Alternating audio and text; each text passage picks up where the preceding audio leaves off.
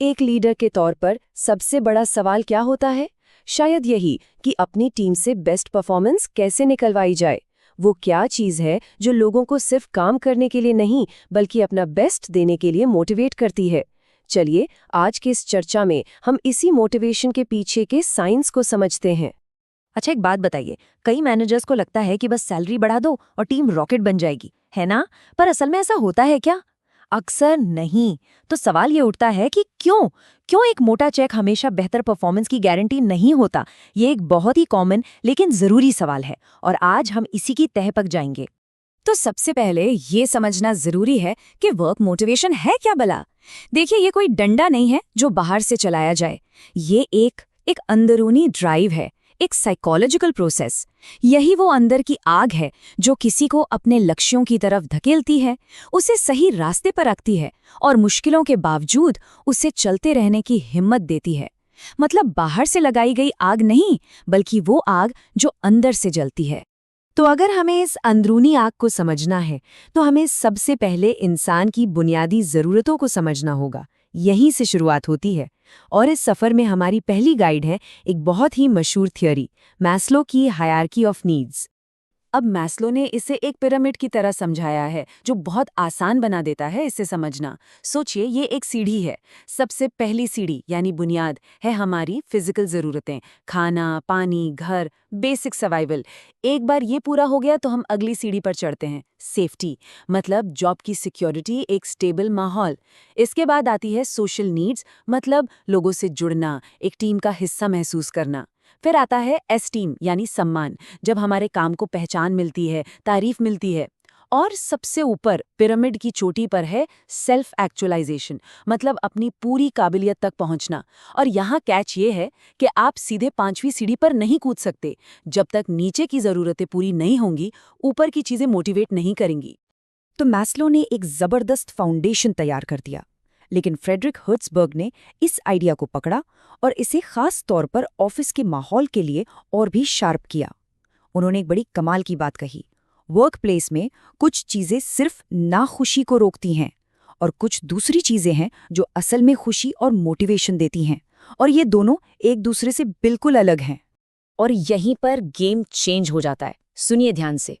Salary शिकायतें रोकती हैं, जुनून नहीं जगाती। बस ये एक लाइन किसी भी लीडर के लिए आंखें खोलने वाली हो सकती है, एक असली आहा मोमेंट।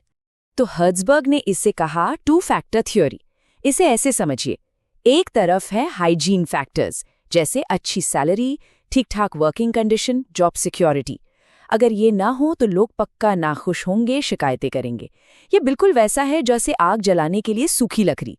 लकड़ी नहीं होगी तो आग जलेगी नहीं, सिर्फ धुआं उठेगा, है ना? लेकिन सिर्फ लकड़ी रख देने से क्या आग जल जाती है? नहीं, उसके लिए चाहिए एक चिंगारी। और वो ही चिंगारी है दूसरी तरफ वाले मोटिवेटर फैक्टर्स, जैसे काम के लिए पहचान मिलना, ग्रोथ का मौका, कुछ चैलेंजिंग करने को मिलना। यही वो चीजें हैं जो असल में आग लगाती हैं, जो जुनून पैदा करती हैं। ओके, तो हमने टीम की ज़रूरतों को समझ लिया, हाइजीन और मोटिवेटर्स का फ़र्क भी देख लिया, लेकिन कहानी यहीं ख़त्म नहीं होती।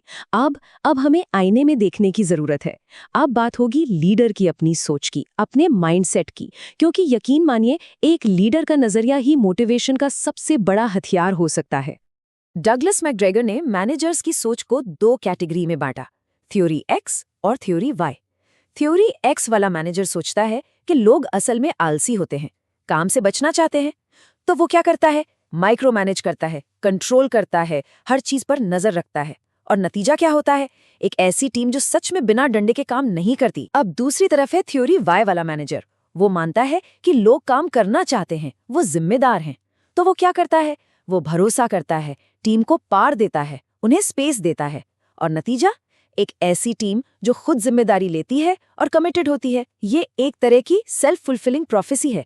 मतलब मैनेजर जैसा सोचता है उसकी टीम वैसी ही बन जाती है। तो सवाल हम सबको खुद से पूछना है कि हम अपनी टीम के लिए कौन सी दुनिया बना रहे हैं, एक्स वाली या वाई वाली? चलिए, बहुत थ्योरी हो गई।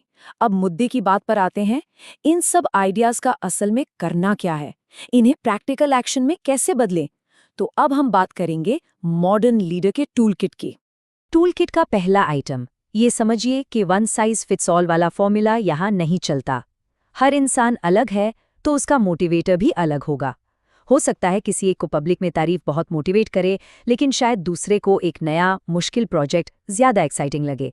तो एक स्मार्ट लीडर का काम है ये समझना कि उसकी टीम में किसको किस चीज से किक मिलती है और रिवॉर्ड्स को उसी हिसाब से पर्सनल बनाना। Tool number 2, clear goals set करना। जब सबको पता होता है कि जाना कहाँ है तो सफर आसान हो जाता है। साफ लक्ष्य टीम को एक डायरेक्शन देते हैं, एक मकसद देते हैं। और याद है हर्ट्जबर्ग ने क्या कहा था? अचीवमेंट का एहसास वो एक जबरदस्त मोटिवेटर है, और वो एहसास तभी आता है जब कोई तय किया हुआ गोल पूरा होता है। और टूलकिट का तीसरा आइटम है लगातार फीडबैक। सोचिए, फीडबैक एक जीपीएस की तरह है। ये बताता रहता है कि हम सही रास्ते पर हैं या थोड़ा भटक गए हैं। रेगुलर फीडबैक लोगों को बेहतर बनने में, ग्रो करने में मदद करता है। और जब कोई लीडर किसी के ग्रोथ में इन्वेस्ट करता है तो ये अपने आप में एक बहुत बड़ा मोटिवेशन बन जाता है। तो इन सब बातों का निचोड़ क्या है? निचोड़ ये है कि असली मोटिवेशन लोगों के नीचे आग लगाना नहीं है, बल्कि उनके अंदर की आग को जलाना है।